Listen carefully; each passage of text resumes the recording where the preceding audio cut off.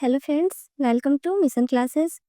सो हम लोग बिहार समग्र रिवीजन को कंटिन्यू करते हुए नेक्स्ट टॉपिक पे आते हैं आज। और जो हमारा नेक्स्ट टॉपिक होने वाला है वो है बिहार में महिलाओं का क्या योगदान था स्वतंत्रता आंदोलन में। इसके बारे में आज देखेंगे इसमें क्या सब हुआ था। इसमें ये बहुत इंपॉर्टेंट टॉपिक होगा आपके लिए, जो आपके बहुत से बिहार गवर्नमेंट एग्जाम में हेल्प करेगा। जैसे बीपीएससी का प्रीलिम्स मेंस हो गया, वनडे एग्जाम हो गया and all Bihar government exam. So Bihar समग्र रिवीजन के लिए इस सीरीज के प्लेलिस्ट को फॉलो कीजिए, जिसमें डेली वीडियोस अपलोड किए जाएंगे। सो अगर ये आपकी प्रिपरेशन में हेल्पफुल लगे तो press the like button, share with friend, drop A comment and subscribe my channel. So start करते हैं हम लोग। आज क्या देखेंगे? आज हम लोग स्वतंत्रता आंदोलन में बिहार की महिलाओं का क्या योगदान था, आज वो देखेंगे। और इसे पिछले क्लास में हम लोग क्या देखे थे? पिछले क्लास में हम लोग देखे थे जो ये पटना गांधी मैदान जो है उसका नामकरण कैसे हुआ था, क्या हुआ था। नामकरण जो हुआ था उसका चेंज होकर जो पास्ट में था वो था पटना लॉ, उसको बोला जाता था। एंड सेकंड नाम था उसका ये बांकीपुर मैदान भी बोला जाता था उसको, जो प्रेजेंट में भी जाकर प्रेजेंट में गांधी मैदान से जाना जाता है उस प्लेस को। ओके, नेक्स्ट हम लोग स्टार्ट करते हैं। आज महिलाओं का क्या योगदान था देखते हैं। पहले जो महिलाएं सब की थी बिहार में वो सबको देखते हैं। ये सन 1917 में बिहार में जब महात्मा गांधी का अ, पदार्पण के साथ ही आंदोलन स्टार्ट हो गया था। जब महात्मा गांधी सत्य अहिंसा का ये सब के मन में भाव जगा रहे थे, आंदोलन सब कर रहे थे, तो इस तरह से महिलाओं का भी झुकाव बहुत ज्यादा बढ़ गया था महात्मा गांधी की तरफ। वो लोग महिलाएं जो थी बिहार की, वो लोग महात्मा गांधी का पूरा सपोर्ट कर रही थी, बहुत साथ दे रही थी। जिसमें से सरला देवी का नाम भी फेमस है, जो 1921 में प्रिंस ऑफ वेल्स के भारत आगमन के दौरान होने वाले समारोह के बहिष्कार आंदोलन में नेतृत्व किया था। प्रिंस ऑफ वेल्स जब भारत आया था उस टाइम बहिष्कार आंदोलन में मां सरला देवी ने अपना प्रदर्शन दिखाया था, अपना नेतृत्व किया था। और नेक्स्ट ये 1921 में देश बंधु कोष के लिए जब गांधी जी ने बिहार का भ्रमण किया था, बिहार में आए थे, वो यात्रा किए थे, उस टाइम महिलाओं ने अपने आभूषण तक दान में दे दिए थे। एंड इस कार्य में महात्मा गांधी के साथ श्रीमती प्रभाती देवी जो जयप्रकाश नारायण की पत्नी थी, लोकनायक जो जयप्रकाश नारायण थे उनकी पत्नी थी, और इनका बहुत ही इम्पोर्टेंट योगदान रहा था इसमें। सन 1930 के नमक आंदोलन हुआ था, जिसमें नमक बनाए थे, नमकीन मिट्टी से नमक बनाया जा रहा था। हम लोग पिछले क्लास में ये सब पढ़ चुके हैं। अगर कोई प्रॉब्लम हो रहा है आपको तो पिछले वीडियोस में देखिए जाके क्या है इसमें। नमक आंदोलन में भी बिहार की महिलाओं ने बड़े जोर शोर से साथ उसमें भी भाग लिया था, और जिसमें से श्रीमती सैलबाला राय जो थी, वो ओजस्वी भाषण से प्रभावित होकर संथाल प्रगान की महिलाओं ने नमक कानून को भंग किया था। एंड ये हजारीबाग की हजारीबाग की थी ये श्रीमती सरस्वती देवी तथा श्रीमती साधना देवी को नमक कानून के उल्लंघन के भी 6 माह की सजा भी मिली थी। 6 माह की सजा दिया गया था उनको। एंड जो पटना में श्रीमती हसन इमाम तथा श्रीमती विद्यावासिनी देवी के नेतृत्व में महिलाओं ने विदेशी वस्त्रों के दुकानों के सामने धरना प्रदर्शन किया था कि हम लोग विदेशी कोई भी सामान यूज नहीं करेंगे, विदेशी कपड़े नहीं पहनेंगे। बहुत सारा प्रदर्शन दिखाया था इसमें महिलाओं ने भी। 26 जनवरी को स्वतंत्रता दिवस मनाने के आरोप में पटना में डॉक्टर राजेंद्र प्रसाद की पत्नी श्रीमती राजवंशी देवी तथा चंद्रवर्ती देवी सहित 7 महिलाओं को गिरफ्तार कर लिया गया, जिसमें से राजवंशी देवी तथा चंद्रवर्ती देवी को 1.5 वर्ष कारावास की सजा भी मिली थी। रीजन क्या था सजा मिलने का? बस वो अपने देश का झंडा फहरा रही थी, इसलिए अंग्रेजों के विरुद्ध जाकर। एंड ये 9 अगस्त 1942 को पटना में डॉक्टर राजेंद्र प्रसाद की बहन श्रीमती भगवती देवी के नेतृत्व में महिलाओं का एक विशाल जुलूस निकाला गया था। हजारीबाग में महिलाओं का नेतृत्व श्रीमती सरस्वती देवी कर रही थी, जिन्हें गिरफ्तार भी किया गया था। लेकिन जब सरस्वती देवी को हजारीबाग से भागलपुर जेल ले जाया गया तो विद्यार्थी के एक जत्था ने धावा बोलकर उन्हें छुड़ा लिया था। जब जेल ले जाया जा रहा था कुछ जो स्टूडेंट सब थे उन सब ने हंगामा करके दंगे करके उनको छुड़ा लिए थे। कुछ दिनों बाद उन्हें फिर गिरफ्तार कर लिया गया था।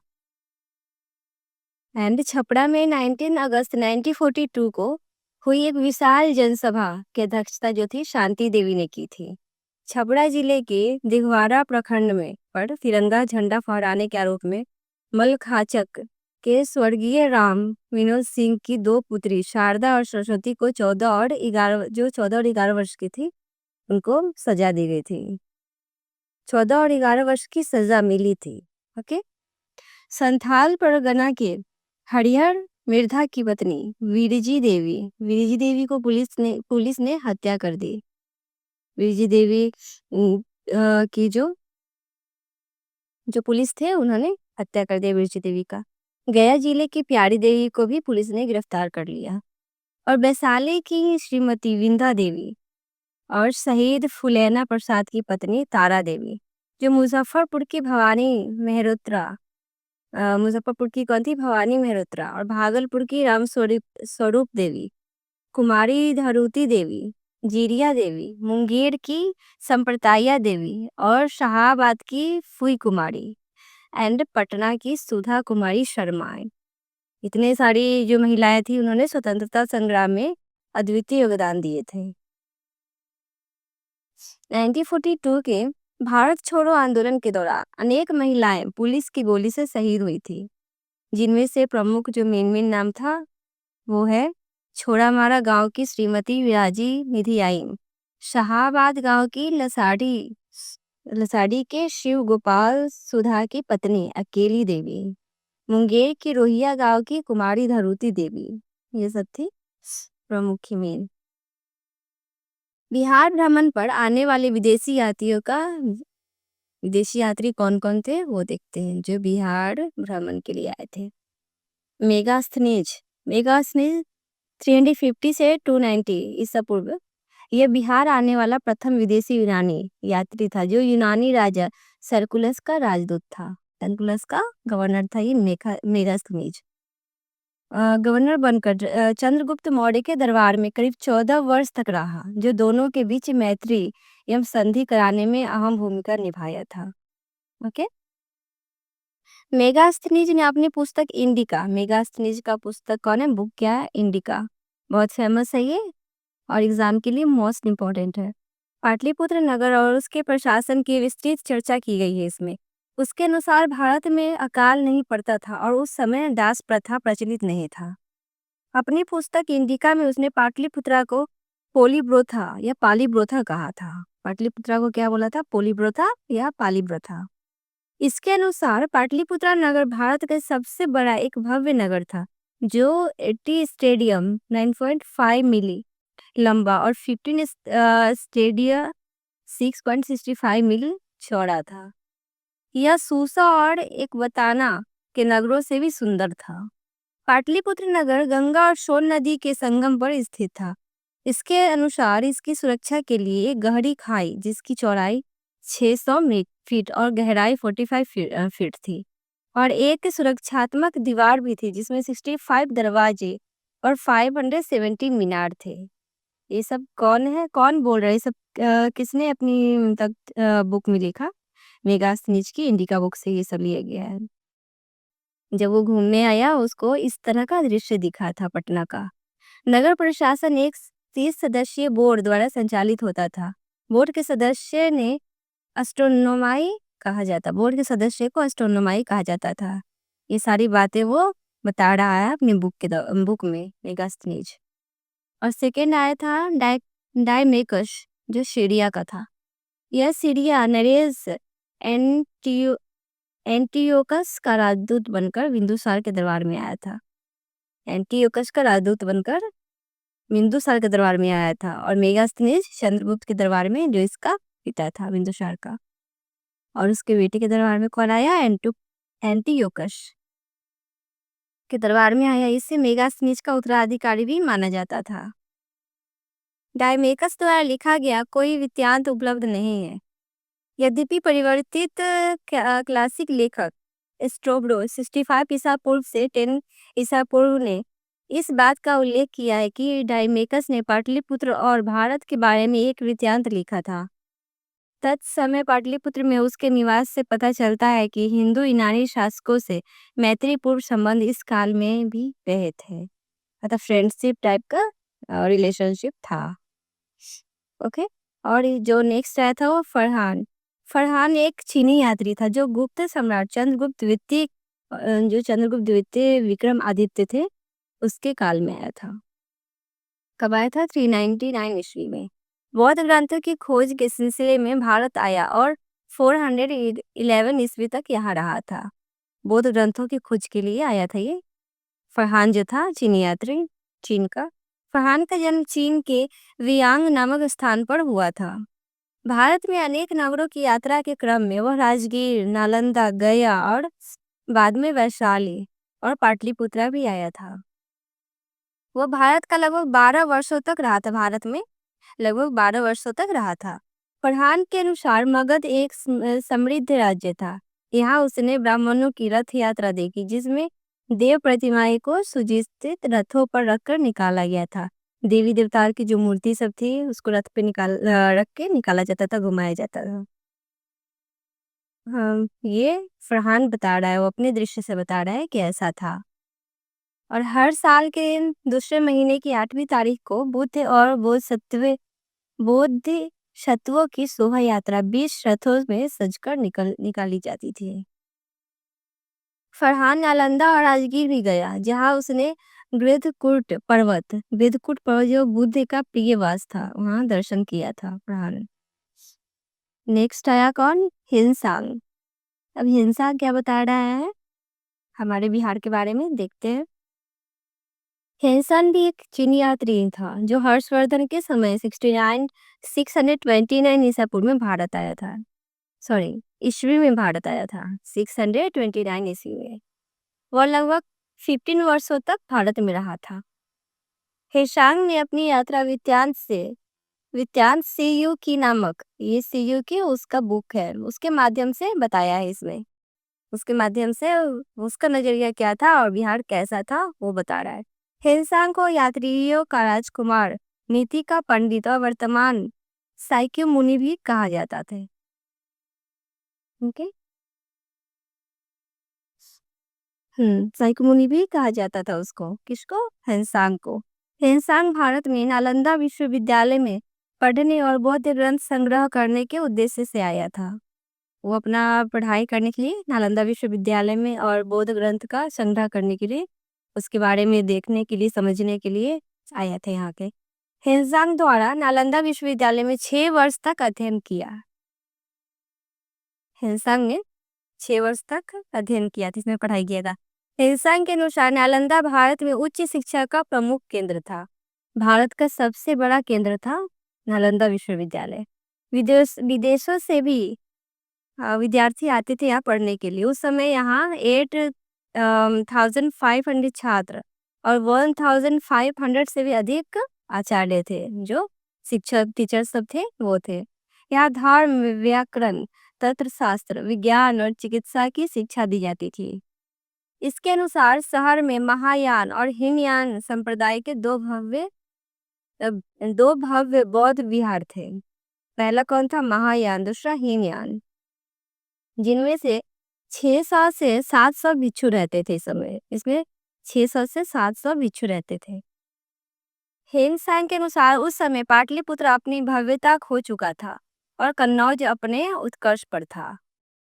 जब पाटलिपुत्र में जब ये हिंसांग आया था उस समय का दृश्य थोड़ा सा अलग था। उस टाइम पाटलिपुत्र का भव्य थोड़ा सा कम हो गया था और कन्नौज जो था उसका अधिक हो रहा था। नेक्स्ट आया था कौन? इत्सिंग। इत्सिंग कौन था? वो भी एक चीनी यात्री था जो 1673 ईस्वी में आया था भारत में और 692 ईस्वी तक रहा था यहाँ पे, जो हमारे ये 7वीं शताब्दी था भारत का, उसमें आया था ये। इत्सिंग क्या बता रहा है? इत्सिंग ने नालंदा महाविहार में शिक्षा ग्रहण की थी। उसके अनुसार नालंदा में उस समय 5,000 भिक्षु रहते थे। उसने विक्रमशिला महाविहार की संबंध में चर्चा की थी। नेक्स्ट है धर्म स्वामिनी। धर्म स्वामिनी जो तिब्बत है बौद्ध भिक्षु धर्म स्वामी एक तिब्बत यात्री था। यह 13वीं शताब्दी में पाल शासकों के अवसान के समय भारत आया था। जब पाल शासक थे इंडिया में अपना शासन कर रहे थे उस टाइम वह नालंदा महाविहार में बौद्ध शिक्षा ग्रहण करने के लिए आया था। बौद्ध शिक्षा के लिए वो आया था यहाँ पे। धर्म स्वामी के द्वारा एक यात्रा वर्णन से यह जानकारी मिलती है कि 1197 से 98 तक 98 ईस्वी के बीच में नालंदा महाविहार का विनाश एक तुर्क शासक बख्तियार खिलजी ने किया था। बख्तियार खिलजी जो था वो ये नालंदा महाविहार जो था उसका तहस नहस कर दिया था। ये धर्म स्वामी बता रहा है। और ये मुल्ला ताकिया कौन था? मुल्ला ताकिया अकबर के शासन काल में मुल्ला ताकी नामक एक यात्री जौनपुर से बंगाल तक की यात्रा किया था और उस क्षेत्र का वर्णन अपने वृत्तांत में किया।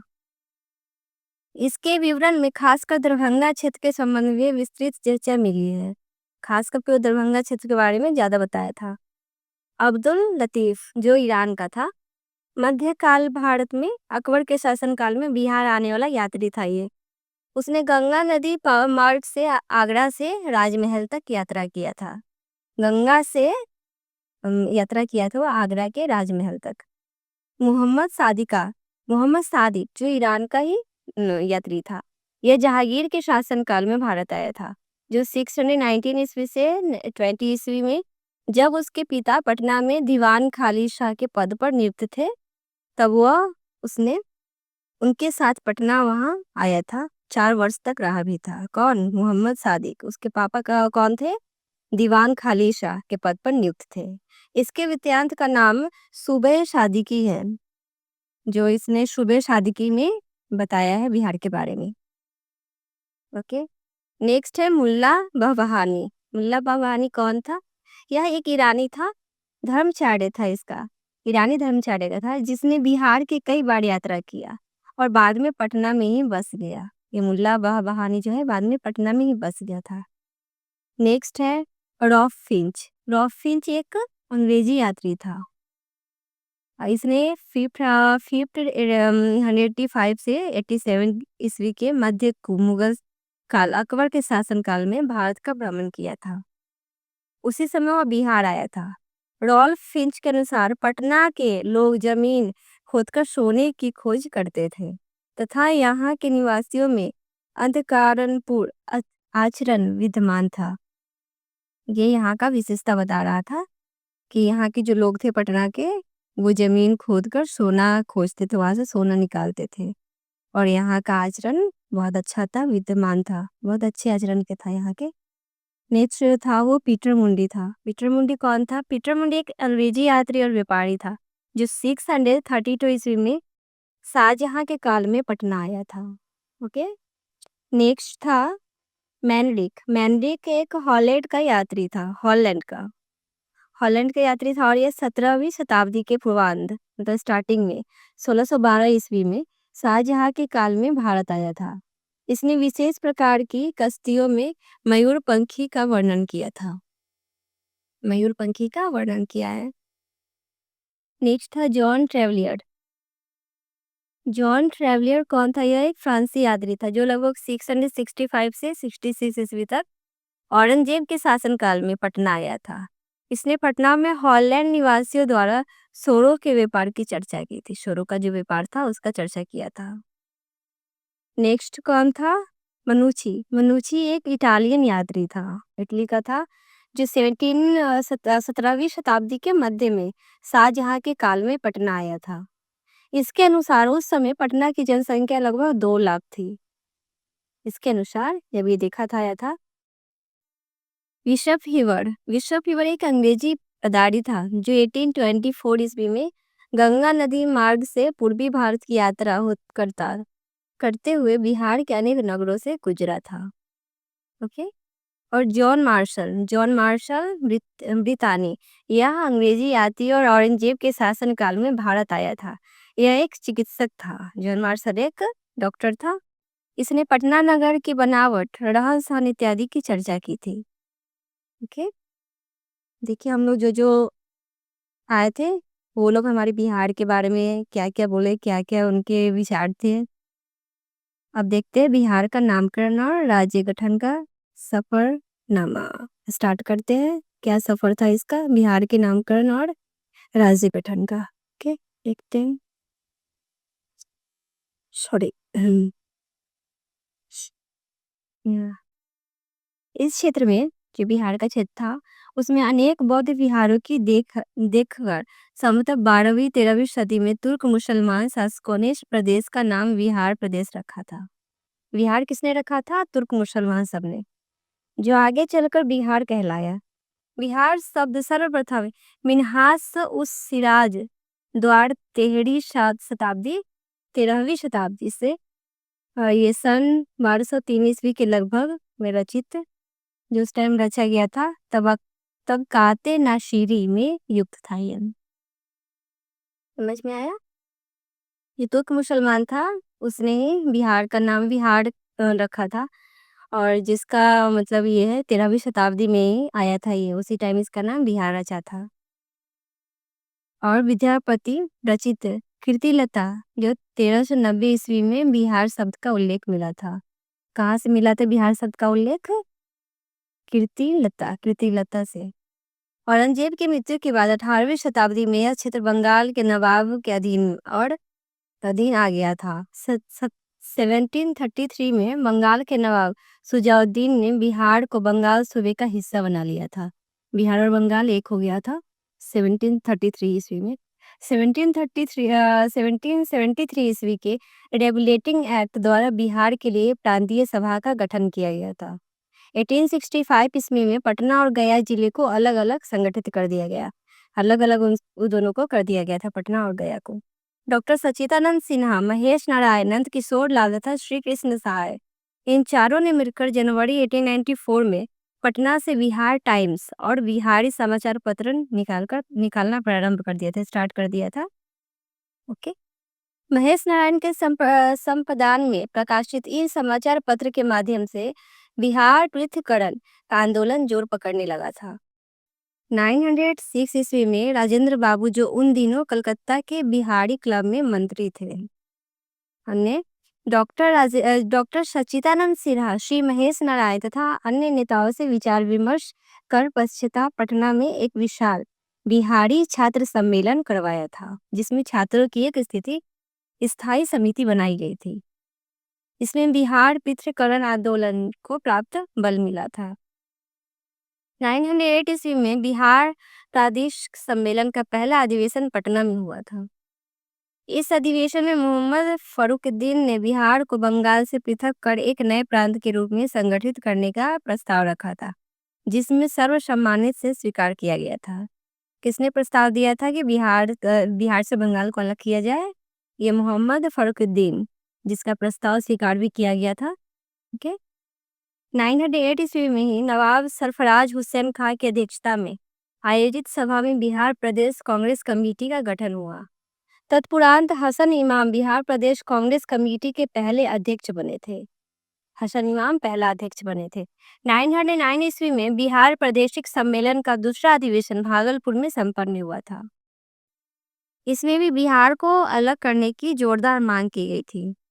911 ईस्वी तक बिहार बंगाल प्रेसिडेंसी का हिस्सा था। 911 ईस्वी में केंद्रीय विधान परिषद में सच्चिदानंद सिन्हा और मोहम्मद अली ने बंगाल से बिहार के विभाजन की प्रस्ताव पेश किया, और 12 दिसंबर 900 ईस्वी को दिल्ली में आयोजित शाही दरबार में जॉर्ज परचम की उपस्थिति में गवर्नर जनरल लॉर्ड हास्टिंग द्वारा बिहार और उड़ीसा के क्षेत्र को बंगाल प्रेसिडेंसी से अलग कर नए प्रांत के रूप में गठित करने की घोषणा की थी। ओके।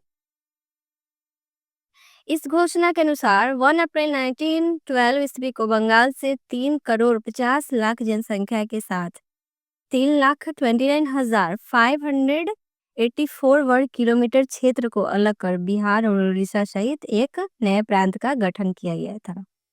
पटना को इसकी राजधानी बनाया गया था। बिहार की राजधानी पटना को उसी टाइम बनाया गया था। बिहार को पृथक राज्य बनाने की मुहिम का नेतृत्व डॉक्टर सच्चिदानंद सिन्हा और महेश नारायण ने किया था। अतः बिहार को स्वतंत्र प्रांत गठन करने का श्रेय इन्हीं दोनों को जाता है, सच्चिदानंद सिन्हा और महेश नारायण। और 20 जनवरी 913 ईस्वी को बिहार उड़ीसा के लेफ्टिनेंट गवर्नर के नवगठित काउंसिल की प्रथम बैठक बांकीपुर पटना में हुआ था, जिसकी अध्यक्षता बिहार उड़ीसा के लेफ्टिनेंट गवर्नर सर चार्ल्स एटोक बेली ने किया था। 916 में पटना उच्च न्यायालय और 917 में पटना विश्वविद्यालय की भी स्थापना हुई थी। गवर्नमेंट ऑफ इंडिया एक्ट 919 के तहत 920 में बिहार और उड़ीसा को पूर्ण राज्य का दर्जा मिल गया था। 1920 में पूर्ण राज्य का दर्जा मिल गया इसे। इसके बाद सत्येंद्र प्रसन्न सिन्हा को बिहार का पहला राज्यपाल बनाया गया था। पटना में एक नए भवन, वर्तमान विधानसभा जो प्रेजेंट में है विधानसभा, उसका निर्माण किया गया था। 7 फरवरी 1920 ईस्वी को बिहार एवं उड़ीसा लेजिस्लेटिव काउंसिल की प्रथम बैठक हुई थी, जिसकी अध्यक्षता सर मुंडी ने की थी। सर मुंडी 935 में गवर्नमेंट ऑफ इंडिया एक्ट पारित होने के बाद 1 अप्रैल 936 ईस्वी को बिहार से अलग उड़ीसा प्रांत का गठन किया गया था तथा पुराने गवर्नमेंट ऑफ इंडिया एक्ट 919 के एक सदनीय विधानमंडल की जगह एक कानूनी के अनुसार द्विसदनीय विधानमंडल स्थापित किया गया था। ओके 956 ईस्वी में राज्यों के पुनर्गठन के क्रम में पूर्णिया जिला के कुछ क्षेत्र पश्चिम बंगाल को हस्तांतरित दिए गए थे पश्चिम बंगाल को।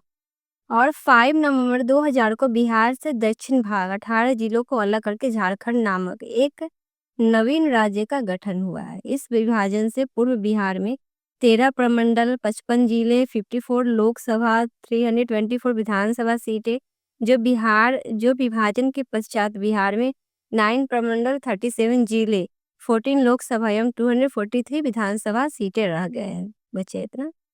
2001 में जहानाबाद जिले से काटकर नया अरवल जिला का निर्माण किया गया है। इसके बाद बिहार में जिलों की कुल संख्या 38 हो गई है। ओके, ये हमारा बिहार विभाजन कैसे हुआ उसके बारे में डिटेल था ये। 15 नवंबर 2000 को झारखंड अलग कर दिया गया। फर्स्ट में बंगाल अलग कर दिया गया, बंगाल से मतलब बिहार से बंगाल को अलग कर दिया गया। सेकंड उड़ीसा को अलग कर दिया गया एंड थर्ड हमारा झारखंड अलग कर दिया गया। Okay, thank you.